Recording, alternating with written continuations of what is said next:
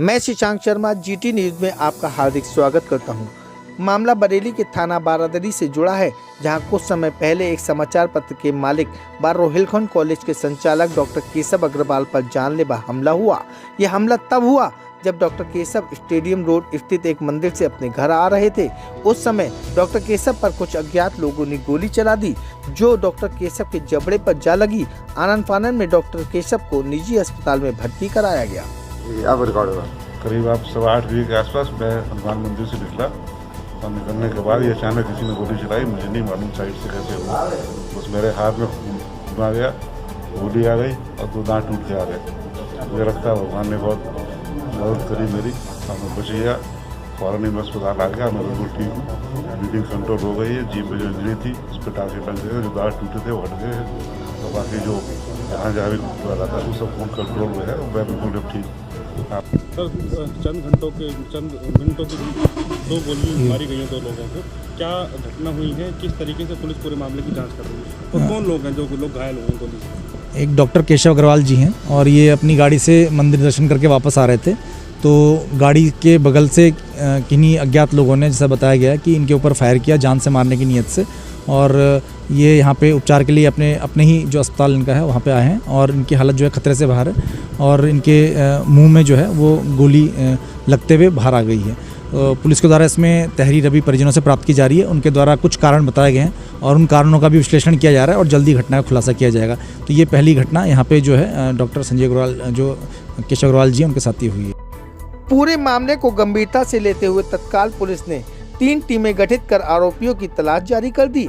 इस बीच पुलिस के हाथ तब बड़ी कामयाबी लगी जब आरोपियों में से 3 को पुलिस ने गिरफ्तार कर लिया और एक फरार अपराधी की तलाश जारी कर दी। बरेली पुलिस ने मामले का खुलासा करते हुए बताया कि आरोपी के पिता से डॉक्टर केशव ने एक जमीन खरीदी थी, जिसके बाद डॉक्टर केशव से अधिक पैसा मांगने की कोशिश की जा रही थी। जब डॉक्टर केशव ने बात नहीं मानी तो उन पर हमला किया गया। थाना बारादरी के अंतर्गत 26 तारीख की शाम को डॉक्टर केशव कुमार अग्रवाल के ऊपर एक जानलेवा हमला हुआ था। उनके ऊपर जो है गोली चलाई गई थी और इस मामले में थाना बारादरी के अंतर्गत मुकदमा अपराध संख्या 190/22 पंजीकृत किया गया था, धारा 307 के अंतर्गत। और ये जो मुकदमा है अज्ञात के विरुद्ध पंजीकृत किया गया था। पुलिस के द्वारा इसमें 5 से अधिक टीमें लगाकर इस घटना का खुलासा किया गया और इस बारे में हमारे द्वारा इसमें 3 लोगों को अभी गिरफ्तार किया गया है। इसमें अनीस उर्फ आनिस अली और दूसरा आकाश ठाकुर और तीसरा लक्की लबेड़ा, इन तीनों को ही गिरफ्तार किया गया। और ये जानकारी मिली है कि जो अनीस नाम का जो व्यक्ति है, इनकी जो ज़मीन है, इनकी जो ज़मीन रोहिलखंड मेडिकल कॉलेज के पास में, इसको डॉक्टर केशव कुमार अग्रवाल के द्वारा 2017 में खरीदा गया था और उसके बाद से ही इसमें लेन देन को लेके विवाद चल रहा था। और इसमें 2017 से और 2019 के मध्य में 2 मुकदमे अनीस और उसके अन्य लोगों के ऊपर पंजीकृत कराए गए थे। और इसमें जो अनीस नाम का जो पक्ष है, उसके द्वारा समय समय पर इनसे अधिक पैसे की मांग की जा रही थी और समझौते के तहत भी इसमें वो पैसे की डिमांड कर रहे थे। और इसी बात को लेके जो अनीस और उसके जो अन्य साथी हैं, 3 लोगों के द्वारा इसमें एक साजिश रची गई, जिसके तहत उनके ऊपर जानलेवा हमला कराने की एक जो प्लान है वो बनाया गया, जिससे कि वो पैसा उनको और दे दें। इस मामले में अभी तक 3 अभियुक्तों को गिरफ्तार किया गया है और जो चौथे अभियुक्त आरिफ पुत्र नामालूम निवासी पीलीभीत है, इसको पुलिस के द्वारा ढूंढा जा रहा है। जल्दी इसको भी गिरफ्तार किया जाएगा।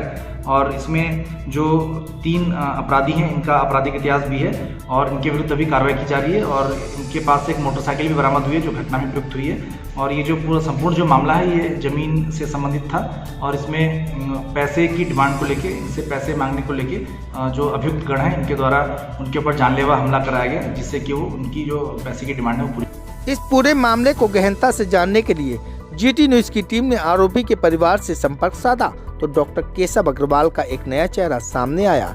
ये चेहरा किसी भगवान का नहीं बल्कि एक हैवान का है। आरोपी के पिता ने बताया कि डॉक्टर केशव लोगों की जान बचाने वाला नहीं बल्कि गरीब मजबूर किसानों के मुंह का निवाला छीनने वाला हैवान है, जिसने अपने यहाँ काम करने वाले नौकर अभय कोरवाल के नाम पे आरोपी के परिवार से 5.5 बीघा जमीन में से 50 मीटर जमीन खरीदी, जिसके बाद डॉक्टर केशव की नीयत बाकी की जमीन पर खराब हो गई और रंजिश के चलते डॉक्टर केशव अग्रवाल ने आरोपी के पिता को झूठे मुकदमे में फंसाकर जेल भिजवा दिया। जब आरोपी का पिता जेल से वापस आया तो उन्होंने अपनी जमीन की लड़ाई फिर चालू कर दी और अधिकारियों के यहाँ चक्कर काटना शुरू कर दिए। जब इसकी भनक भूमाफिया केशव अग्रवाल को लगी तो उसने आरोपी के परिवार को अपनी पैसों और पावर की हानत में चूर होकर डराना धमकाना शुरू कर दिया। इसी कारण इस घटना को अंजाम दिया गया।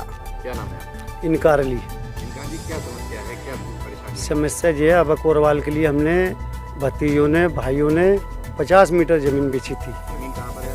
हमारी है रोलखंड के कितनी जमीन? 5.25 बीघा। फिर क्या समस्या आई बेचने के बाद? समस्या हमारी आई, अब कोरवाल को जो बेची थी 50 मीटर ज़मीन, इनकी ज़मीन वहाँ हमारी जो है उन्हें सारी ज़मीन पे हमारा कब्जा करा। क्या हुआ था उसके बाद? उसके बाद जो इनने, मैं पुलिस के पास गया था, अधिकारियों पास गया शिकायत करने के लिए।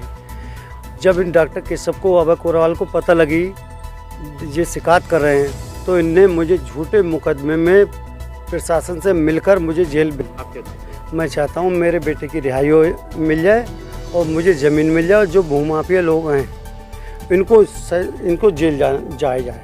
मैं ये इस पूरे मामले से जुड़े कुछ सवाल। अगर ज्यादा पैसों की मांग डॉक्टर केशव अग्रवाल से की जा रही थी तब डॉक्टर केशव अग्रवाल पुलिस के पास क्यों नहीं गए? रोहिलखंड एजुकेशन ट्रस्ट के ट्रस्टी अभय कोरवाल ने जमीन खरीदी तो उसने स्टाम्प 5.5 बीघा के ना लगाकर केवल 50 मीटर के बेनामे पर स्टाम्प ड्यूटी और स्टाम्प क्यों लगाए? अभय कोरवाल ट्रस्टी नहीं बल्कि रोहिलखंड मेडिकल कॉलेज में महज एक एम्प्लॉइज है। अभय कोरवाल के पास इतना पैसा कहां से आया कि जमीन खरीदकर उन्होंने रोहिलखंड एजुकेशन ट्रस्ट को दान दे दी? वहीं सबसे अहम और जरूरी सवाल कि यासीन अली जब अधिकारियों और पुलिस के चक्कर अपनी जमीन के लिए काट रहा था तब कोई उसकी मदद करने सामने क्यों नहीं आया? यदि यूपी पुलिस ने ईमानदारी से उसकी सूद पहले ही ले ली होती तो शायद एक बड़ी घटना को टाला जा सकता था। बरेली से पवन कुमार कश्यप की रिपोर्ट। आप हमारे साथ बने रहें और देखते रहें GT न्यूज़, सच्चाई हर कीमत पर।